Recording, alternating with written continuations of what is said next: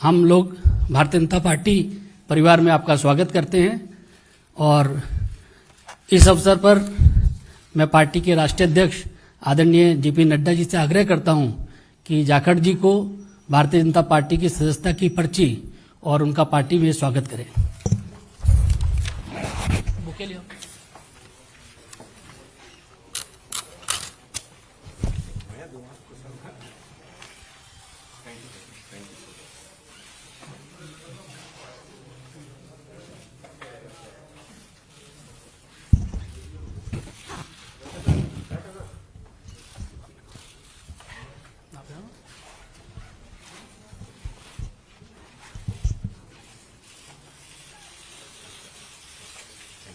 Thank you, sir. Thank you, sir.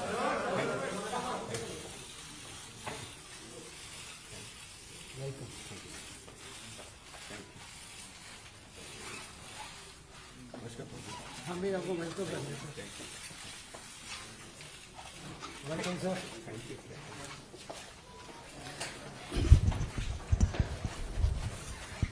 आदरणीय जाखड़ जी का विश्व की सबसे बड़ी पार्टी में स्वागत है और इस अवसर पर मैं पार्टी के राष्ट्रीय अध्यक्ष आदरणीय नड्डा जी से आग्रह करूंगा कि वे शब्दों के माध्यम से जाखड़ जी का पार्टी में स्वागत करें।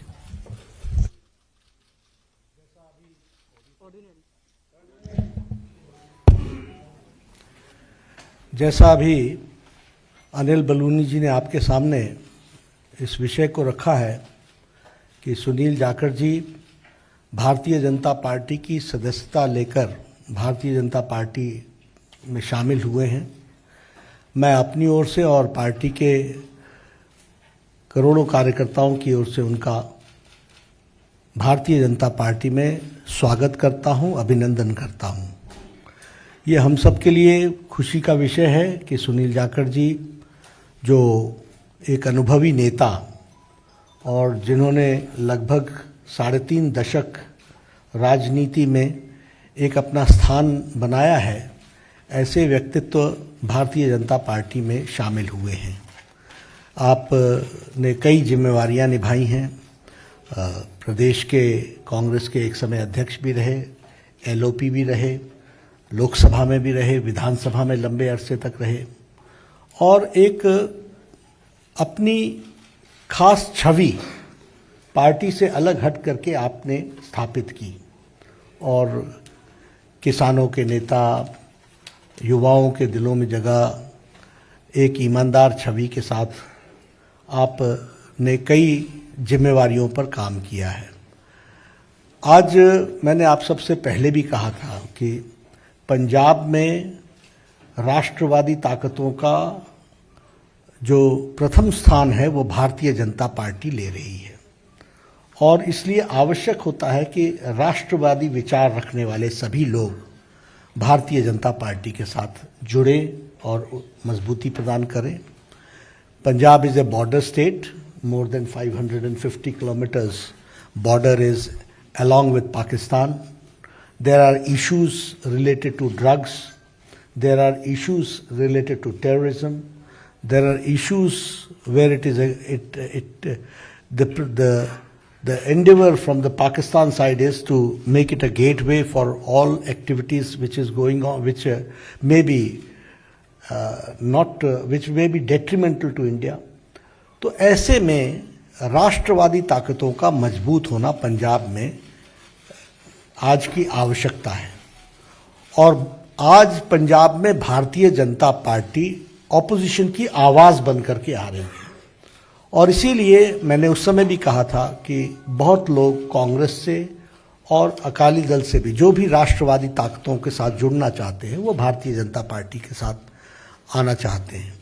इस कड़ी में मैंने पहले कहा कि एक अपनी छवि रखने वाले ऐसे सुनील जाखड़ जी ने आज भारतीय जनता पार्टी की सदस्यता ली है और मुझे पूरा विश्वास है कि वह हम सबके साथ मिलकर के हम पंजाब को एक नए मुकाम पर ले जाएंगे और राष्ट्रवादी ताकतों को मजबूत करने में उनका अनुभव का हम सदुपयोग करेंगे और पार्टी मजबूत होगी पंजाब को मजबूत करने के लिए, पंजाब को मजबूती प्रदान करने के लिए और उसमें सुनील जाखड़ जी का विशेष योगदान रहने वाला है। मैं पुनः आपका अभिनंदन करता हूं, स्वागत करता हूं और मैं निवेदन भी करूंगा सुनील जी से कि आप ज़रूर कुछ अपने उद्गार कहें। और बहुत बहुत धन्यवाद आदरणीय बीजेपी के अध्यक्ष नड्डा साहब, जो आपने मुझ जैसे व्यक्ति को माननीय प्रधानमंत्री नरेंद्र मोदी जी, माननीय देश के गृह मंत्री अमित शाह जी, उनके साथ उनकी सहमति से मुझ जैसे व्यक्ति को आज अपनी पार्टी में शामिल होने का ये मौका दिया।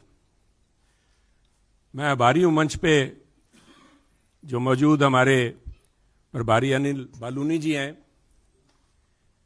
मैं आभारी हूं खास तौर पे प्रवेश वर्मा जी का, जो खास तौर पे इस मौके पे यहाँ पहुंचे हैं। मैं आभारी हूं अरविंद खन्ना जी का, मैं आभारी हूं मनजिंदर सिंह सरसा जी का, मैं आभारी हूं परमिंदर जी का कि आप सबके सहयोग से आज इस बीजेपी के मंच पे नड्डा साहब की हाजिरी में बीजेपी में शामिल होने का मौका आपने दिया। धन्यवाद नड्डा साहब। आप सभी ये कोई अच्छा सॉरी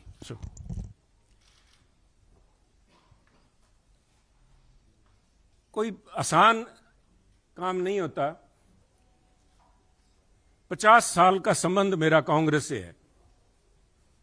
हमारी 3 पीढ़ियां कांग्रेस पार्टी में सन 1972 से लेकर आज 2022 तक हमने पार्टी को अपना परिवार समझ के अच्छे बुरे समय में साथ रहे हैं।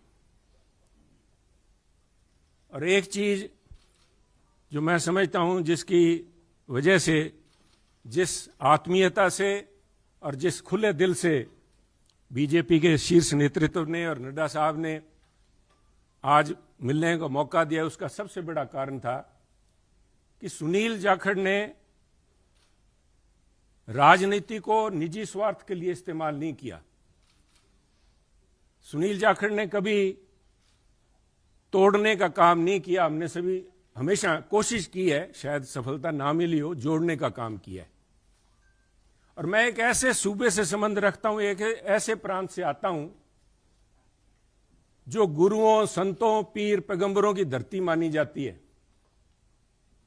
अगर राष्ट्रीयता की बात, जैसे नड्डा साहब ने बार बार जिस बात को एम्फेसाइज किया है, आज अगर जहां देश की जरूरत राष्ट्रीयता की भावना की है, वहां अगर राष्ट्रीयता कहीं से चालू होती है, जिसे कहते हैं उर्स्प्रुंग, द बेसिक जेनेसिस राष्ट्रीयता, वो तभी पैदा होती है जब समाज में राष्ट्रीयता की भावना हो, एकजुटता की भावना हो।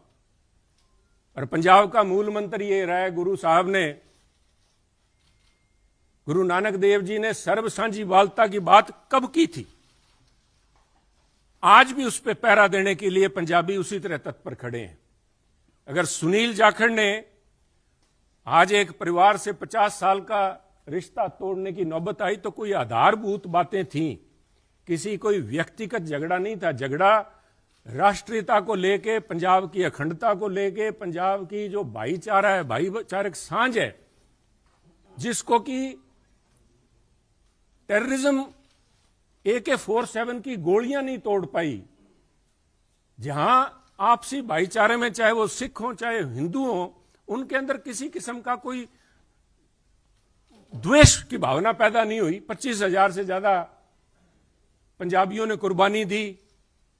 पर आप भी गवाह, साहब पड़ोसी दे, आपका तो पड़ोसी सूबा है, आप तो जब हिमाचल से चलते हैं, पंजाब के बीच में से होके जाते हैं, कभी भी कोई फर्क नहीं आया, किसी किस्म का कोई किसी सोच ही नहीं आई।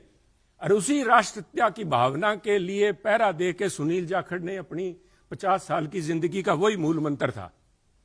परंतु दुख इस बात का है, मैं बड़े भरे मन से कह रहा हूं कि आज जब अपने परिवार से नाता तोड़ के दूसरी जगह जब मैं आया हूं यहां पे, तो उसका कारण यह था कि सुनील की आवाज, सुनील को इस बात के लिए कटघरे में खड़ा किया गया कि उसने इस बात का विरोध किया कि आप पंजाब को जाति पाति धर्म के नाम पे नहीं तोड़ सकते, पंजाब को आप परसेंटेज में नहीं दे सकते कि ये अमुक जो धर्म है, अमुक जाति है, अमुक समुदाय है, उसकी परसेंटेज कितनी है, 30% है, 40% है, 15% है। मैं समझता हूं पंजाब एक सूबा है जिसने देश के लिए template has established a template for the country. Every single citizen has the same right as anybody else. सबको बराबरी का, there is no second class citizen in Punjab. और इस भावना को लेके पंजाब अग्रणी सूबा रहा है, चाहे वो हमने देश की सीमाओं पे लड़ाई लड़ी है, चाहे देश के विकास में, हर सूबे प्रांत में पंजाब ने अपना नाम कमाया है। कुछ लोग बात करेंगे क्योंकि हुआ क्या, कोई एक व्यक्ति की बात नहीं है कि एक व्यक्ति ने बोल दिया और संबंध टूट गया। वो कहना कच्ची यारी है नहीं साहब, इस तरह नहीं टूटा करती। ये कोई शीशा नहीं है जो 50 साल का संबंध है।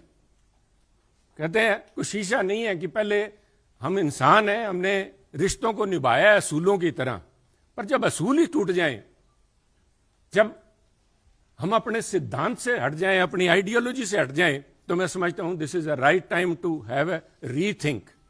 उसको सारा सोचना पड़ता है कि हम जा किस तरफ रहे हैं, आज किस तरफ बढ़े जा रहे हैं। तो उसको लेके मैं समझता हूं कि निर्णय लिया गया। और क्यों निर्णय लिया गया, बीजेपी के पास, मैं क्यों बीजेपी के आपके यहां आज मंच पे बैठा हूं। सब तरह तरह की अटकलें लगाई जा रही थी सुनील को लेके, कयास लगाए जा रहे थे, क्यों बड़ा स्वाभाविक था। जिस दिन से नड्डा साहब आपने देखा कि मैंने गुड बाय बोला, मेरी तरफ से तो गुड बाय 11 तारीख को, जिस दिन मैंने देख लिया कि आवाज के ऊपर पाबंदी लगाने के लिए नोटिस जारी किए जा रहे हैं, तो आवाज नहीं रोकी जा सकती। सुनील को आप पद से हटा सकते हो, किसी से दूर कर सकते हो, सुनील की आवाज गिरवी नहीं रखी जा सकती। आवाज राष्ट्रीयता के लिए उठेगी। परंतु क्या कारण बने ना साहब, मैं आज कुछ बातें आपसे शेयर, आपके पास अगर मुझे पता है आपको जयपुर भी जाना है, पर 2 मिनट में लूंगा आपके कीमती समय के। पार्लियामेंट के अलावा मुझे 1.5 साल पार्लियामेंट में काम करने का मौका मिला सरसा जी, पर उसके बाद पार्लियामेंट से बाहर मेरी मुलाकात हुई माननीय प्रधानमंत्री से। जब वो पंजाब आए, करतारपुर कॉरिडोर एक बहुत लंबे समय की मांग, बलूनी जी, जो सारे सिख समुदाय की नहीं, पूरे पंजाबियों की, जो भी व्यक्ति पंजाब से प्रवेश जी जुड़ा हुआ है, सबका था कि हमें करतारपुर साहब जाके हमें अपनी बात श्रद्धा नमन करने का, उसकी संभाल का, उस हमारे गुरु घर का हमें को मौका मिले। उस समय यह सौभाग्य था कि मुझे वहां पे प्रधानमंत्री जी के पास बैठ के गुरु का लंगर छकने का मौका मिला, उनसे बात करने का मौका मिला, उनकी भावनाएं समझी। वो तो एक मुलाकात थी, एक मुलाकात से 50 साल के संबंध नहीं टूटते। परंतु मेरा हमेशा ये भावना रही है कि पंजाब कुर्बानियां बहुत दी हैं, टेररिज्म के अंदर कुर्बानियां दी है, देश की रक्षा के लिए जब भी मौका पड़ा है, चाहे जब से धाड़वी पंजाब आने लगे हैं, चाहे उसके बाद पाकिस्तान हो, चाहे चाइना हो, हर पंजाबियों ने कुर्बानियां दी हैं। और उस कुर्बानियों को चलते मेरे एक मानना था हमेशा ही कि भी मौका लगा तो प्रयास करेंगे कि पंजाब को एक स्पेशल स्टेट का स्टेटस दिया जाए। नड्डा साहब, कागजों में तो अभी फॉर्मली नहीं दिया गया, कॉन्स्टिट्यूशनली तो नहीं दिया गया, बहुत सी मजबूरियां, सरकारों की वक्त की मजबूरियां होती हैं। परंतु मेरा मानना है कि व्यवहारिक तौर पे माननीय प्रधानमंत्री ने पंजाब को स्पेशल स्टेटस दे दिया। और उसका जीता जागता सबूत है जब माननीय प्रधानमंत्री ने लाल किले पे हिंद की चादर गुरु तेग बहादुर जी का 400वां प्रकाश दिवस मनाया, तो मैं समझता हूं कि उनके जो सबसे ज्यादा कट्टर विरोधी थे, उन्होंने भी अपने दिल में स्वीकार किया कि वो पंजाब की नब्ज समझ गए हैं। पंजाब की जो भावना है कि पंजाबी मिलजुल के मानस की जात सब एक को पहचान बे, कहां कश्मीर के पंडितों को लेके चाहे आज तक संघर्ष चल रहा है, कब गुरु साहब ने यहां पे इन मुगलों के पास आके अपनी कुर्बानी दी थी। और मैं समझता हूं उस भावना को नमन है, उस भावना को जितना भी कहें, चाहे बहुत से माननीय प्रधानमंत्री ने अपने कार्यकाल के दौरान बहुत से ऐसे काम किए हैं, पर एक पंजाबी के तौर पे मैं शायद किसी को अच्छा ना लगे, मैं समझता हूं ये जो उनका एक कदम था, ये एक इज अ लैंडमार्क।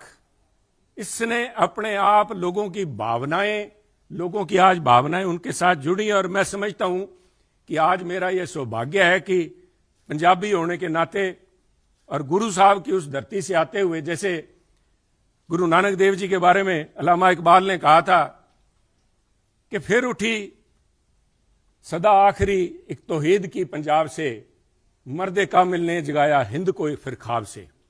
आज मैं समझता हूं फिर वही भावना पंजाब से लेके यहां पे उस भावना, उस अलग की, उस ज्योति की एक, उसको लेके मैं आज बीजेपी में आया हूं। और मैं समझता हूं कि आप लोगों के सहयोग, आपके मार्गदर्शन, माननीय प्रधानमंत्री अमित शाह जी के मार्गदर्शन में अगर मैं रत्ती भर भी देश में और पंजाब के लिए उस अखंडता को कायम रखने में कामयाब होता हूं तो मेरा जीवन सार्थक मैं मानूंगा। आपका बहुत बहुत धन्यवाद। जय हिंद, जय हिंद सर। इस कार्यक्रम में शामिल होने के लिए आदरणीय राष्ट्राध्यक्ष जी का बहुत बहुत धन्यवाद। और मीडिया के सभी साथी, बहुत कम समय में आप सब लोग आए, आप सबका बहुत बहुत धन्यवाद। Thank you.